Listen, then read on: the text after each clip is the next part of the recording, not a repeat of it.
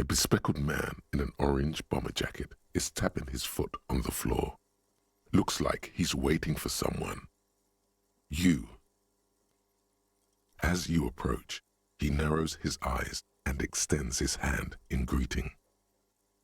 If an assault were launched on this building right now, if the windows came crashing down and the whole world descended upon you, this man would hurl himself in death's way to save you. You are sure of this, but why? He is your half-brother. You heard what I said. Draw your own conclusions. That's all I know, and I prefer to keep it this way. The lieutenant gives you a little nod, then makes a note in his blue notebook. So Union people think he was a killer, he thinks. Even sleepy hair. This doesn't help a lot, but it's something. Good work, detective. I'm Lena. My husband Morel and I are staying with our friend Gary just down the street, but I come here for tea when they're away. This Lena is wacky enough for the motley crew. Hire her on the spot. Your brothers have left you. You and him are on the same page now, about the law and being it. This has affected your relationship positively. 10-2, 10-5. This is 41st, come in, over. A scrawny old man sits in a dusty cubicle, smoking, with a large white rectangle sewn on his vest. In front of him is a box-shaped apparatus with an array of wires and antennas. The radio switchboard. Roger that, 10-10. Over and out. 18 kilometers to the south, in the 41st Precinct's relay booth, a small crowd has gathered around Communication Officer Jules Oldboy Pidier, around a dozen cops. The small room is filled with cigarette smoke, abuzz with laughter, when Officer Judith Minot enters. Her left arm is in bandages, and her hair trimmed short. What is going on here? Did something happen? What happened is my partner made contact. It's not good. He's lost his badge and his sidearm. He seemed confused, delirious even. Mac, the torso Torson, is finger-fucking his fist, laughing hoarsely and apparently telling some dirty story to his partner, Chester McLean, near the entrance. Yeah, Mullen was fucked alright. Sounded fucking drunk to me. Yeah, Mac's right. That was some gnarly shit there. Enough! None of this is funny. It's fucking sad. That's what it is. He's a cop. He's one of us, goddamn this. We must help him. Yeah? How do you fucking plan to do that, huh? Get him off the drink? Go jogging with him in the morning and get him on carrot juice? He's a lost man. I just know we can't give up on him when he's at his weakest. He wouldn't. Mac, man the door. You know what he told me? I don't want to get better. I want to get worse. Those were his words. This shit does not leave this room. Not a word of this to the captain, or anyone else. We'll give him a couple of days to pull his shit together.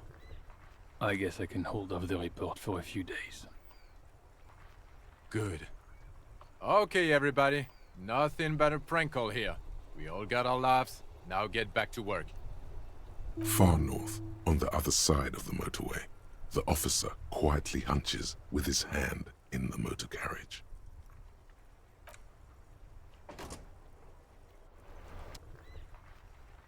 Legally, no.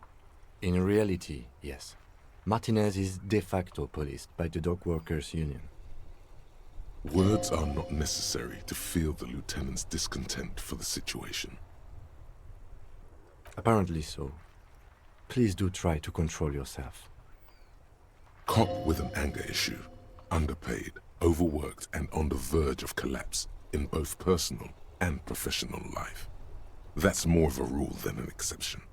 And the lieutenant knows this. He understands. Breathing on the other end, suggests that Sylvie is still on the line. She heard everything. No. I honestly don't know. It feels like you haven't worn yours in a long, long time. Uniform? I never saw you in any uniform. You had your things on. The disco things. Somewhere in a dank rental apartment, 2 police officers stand in the dark. Trash and liquor bottles cover the floor. Things are not good. One of the men, trying not to slip on old newspapers, makes his way to the window and pulls the curtains apart. Roaches scatter as the light comes in. God damn. Officer Michelle Elfboy Williams speaks to himself. His partner, Sundance Fisher, looks at the patrol uniform he's wearing, then at an identical suit frame on the wall. It's blue and covered in dust. Let's get the fuck out of here. He turns to Williams. He hasn't been here in days. Oh, come on, man. I just said welcome to Rivachol. It's a lorry driver thing. I know exactly what you meant. You think my kind doesn't belong here, that I should watch myself and behave.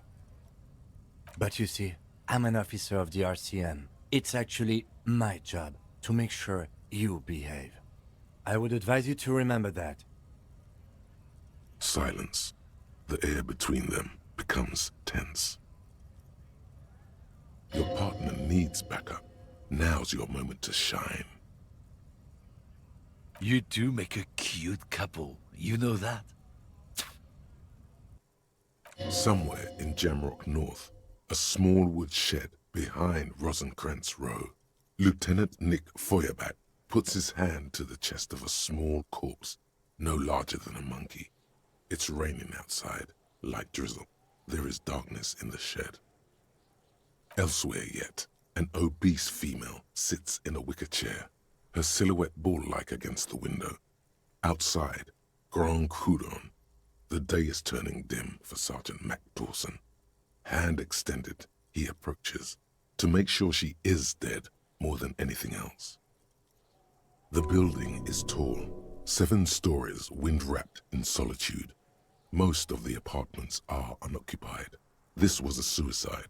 The other, an accident. The small one. And so, all across Jamrock, Coal City, GRIH, 42 deceased persons found today. 42 stations of breath.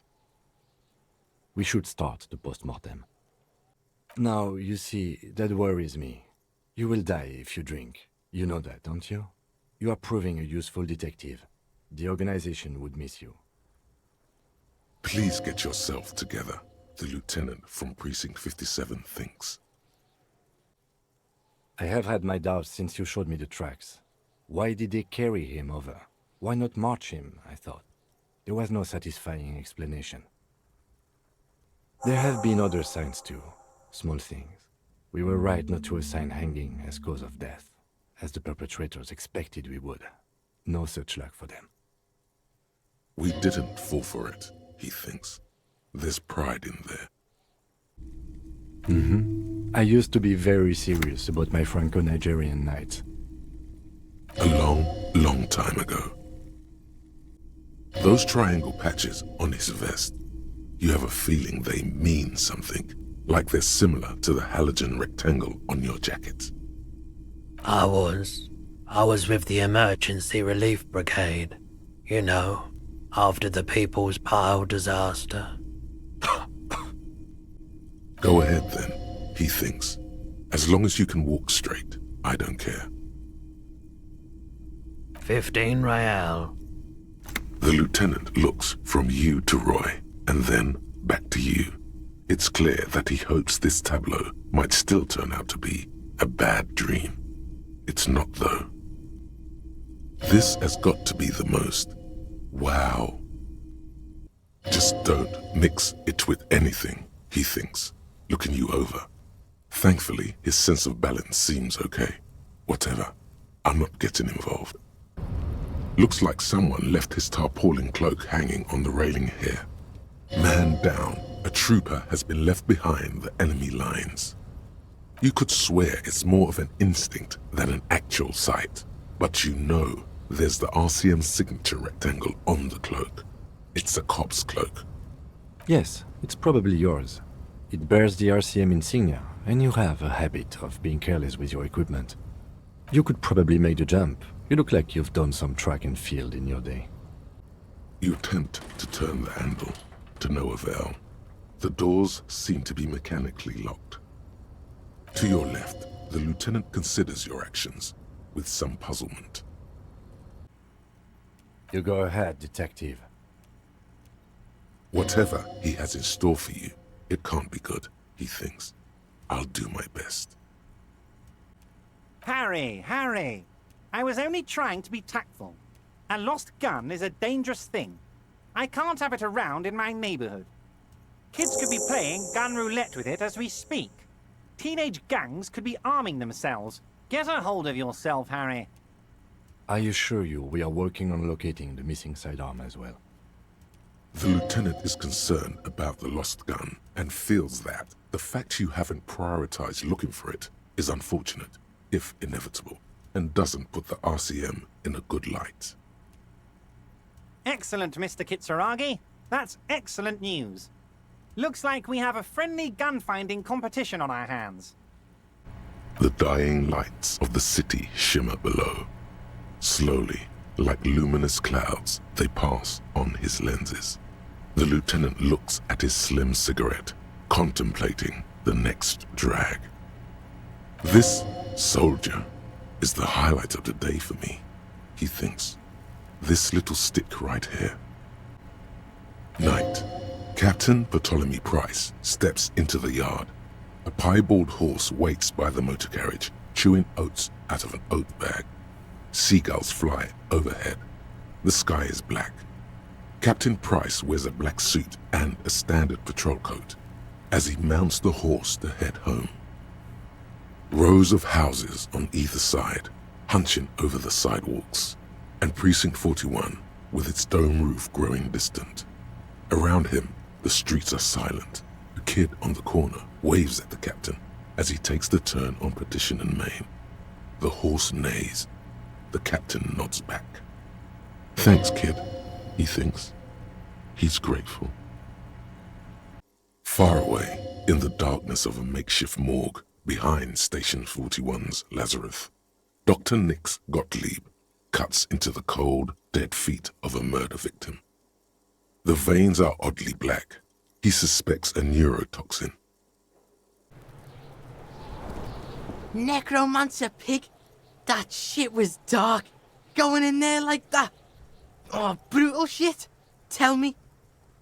Kuno dies. You gonna pick one out of his brain like that too? Kuno's gonna go out in a hail of bullets. Gonna look like a fucking porcupine.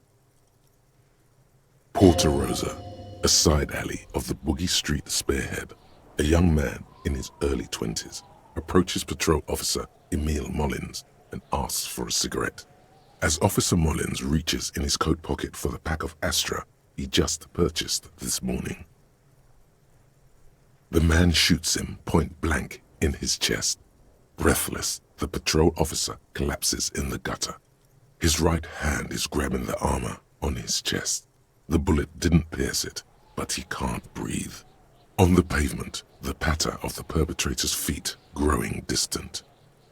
Bleed, pig, someone opens a window and says, but Emile cannot see who. His sight grows dim with pain. Yeah. My sloop? I like it a lot. It's the eel's hips, baby. I'm enjoying this part of the interview. It has so little to do with the murder we're investigating. I really do, the lieutenant thinks. Is she thrown off yet? He's looking at the woman, assessing her. A city-state divided into free market zones under the everlasting interregnum of the Coalition of Nations. And you, of course, the citizens' militia. The clatter of typewriter keys fills the main hall of the reappropriated silk mill. Precinct 41. Chad Tilbrook presses enter. Outside, Officer Elfboy Williams slams the door of an armored motor carriage. It remains a mystery what you mean by this something close. This isn't about you. It's about reality. 6 kilometers southwest in the Valley of Dogs, Junior Officer Chad Tilbrook takes aim at a rabid black dog licking its wounds in the grass. To his left, his partner, Emil Mullins, whispers, "You heard what happened to Tequila Sunset in Martinez?" "Yes, he lost his mind," Tilbrook answers, fingers on the trigger. "Don't worry, Emil." He pulls it out slowly. Slowly now. He'll find it again. We always do. The lieutenant shakes his head as though to say, let it go. Come on, people. Try to keep up any standards here. It's not about stars. It's... forget it. Let's see if anyone's home. Knock on the door. No one answers. Looks like the young man we are looking for isn't home. I think our best chance to catch him is in the evening. We should return tomorrow after we have finished with our day's work. How about 9 p.m.? Sound good? The smoker on the balcony. This is why we're here, right? He might know something about the murder. So tomorrow 9 p.m.? Suddenly, he's a little worried about your memory. Yeah, but you don't have party eyes anymore. Party eyes. Yes, of course. That makes sense. I'm not surprised children have seen you running around with party eyes on, he thinks. Not at all. Tragedy calls for Dick Mullen. Another one with fake death. And, of course, Dick Mullen, the murderer. In order to catch a murderer, Dick Mullen must become the murderer.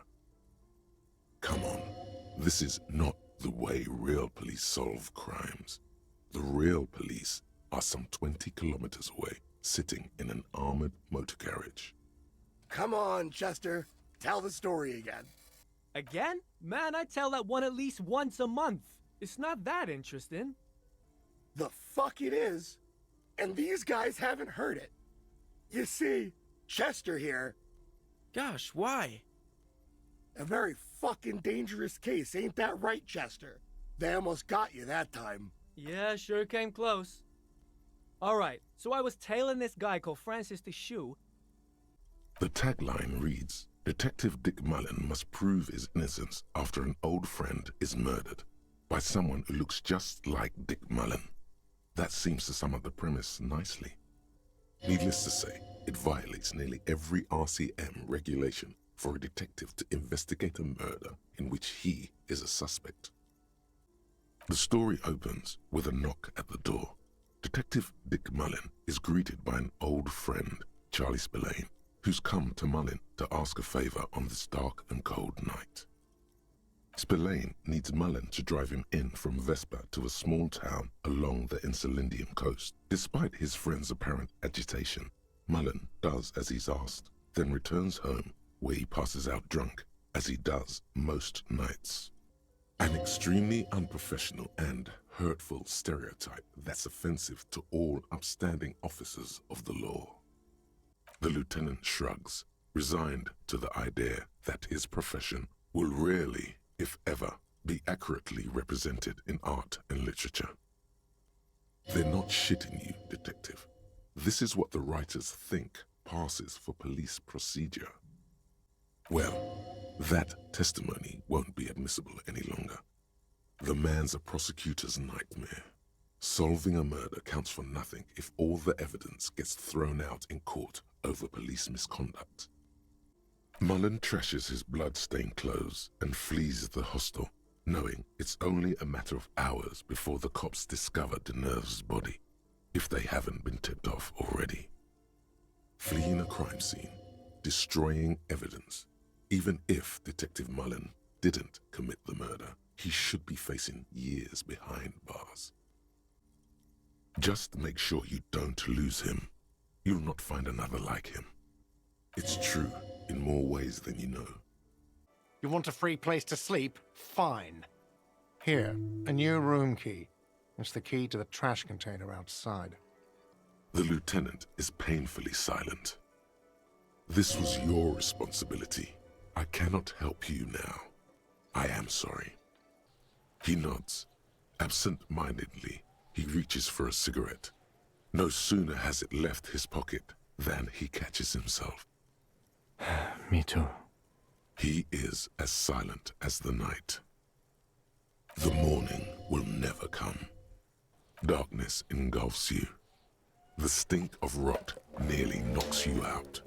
For a minute, you can smell cigarette smoke wafting in from outside. Then it is gone, and you hear footsteps walking away. This is where you belong. Disgraced cop sleeps in trash. A deranged law official was found sleeping in a trash container behind the Whirling in Rags, a hostel cafeteria in Martinez. Gart, manager of the establishment, had this to say. He did ask for a free room, and I said no. I don't make the rules of the game. I just play my part. I don't care about your insane theft, the lieutenant thinks, and looks away from the boots. Just know, if anyone asks me, I will snitch on you. Wonderful. What is your takeaway? I can't stop a grown man from learning about the fundamental geographic and anthropogenic features of our world, can I? Perhaps I should have tried, he thinks. The lieutenant is a police officer of the old school. His concerns are material and extrinsic. I'm not getting involved in this. It's not my style, he thinks, glancing at the man in sunglasses and the woman beside him. Oh boy, they're mad at him. No wonder. He just doesn't recognize them. You know what it is. It's like the two of you know each other. Just ask him. Oh, I definitely know you from somewhere. Another life. Yes, from another life. A different life. Maybe the life of a police officer belonging to the ranks of the... To what station do you think you would belong in this alternate and totally fictional reality? Okay, that's plausible. That's entirely plausible. Now we're really getting somewhere. Somewhere good. Okay, the man with the sunglasses and his hypothetical Station 41. Weird, right? There's something missing here. Something you can't put our finger on. You know what? Just ask him. I know it sounds crazy, and you'll probably get laughed at. But still. Yes, just cross it off the list. It's probably not true, though. Again? I can't believe this shit. I'm going to say no. Just to see what you'll say to that. What'd you say? Okay? Jean, he said okay. Give it a rest. Okay, I was clearly wrong. He is a firefighter, male nurse, animal control agent, something of that kind. Not a cop. Go on with your cop work. Don't let me stop you again. What precinct? Am I from? God, he doesn't know. God damn it, you leave her alone. Keep your weird bullshit to yourself and be professional for once, for fuck's sake. Can I actually help you with something? Yes, of course. Preposterous. I mean, you would remember if they were, right? Who forgets their squad mates? That's not possible. Okay, if we ever need to get to the coast, then this is the way. But please, contain your wanderlust for now. I don't want us to get sidetracked, not with everything that's going on. Focus on one thing, achieve it, then the next, he thinks. That's the task chain. A joyrider jacket.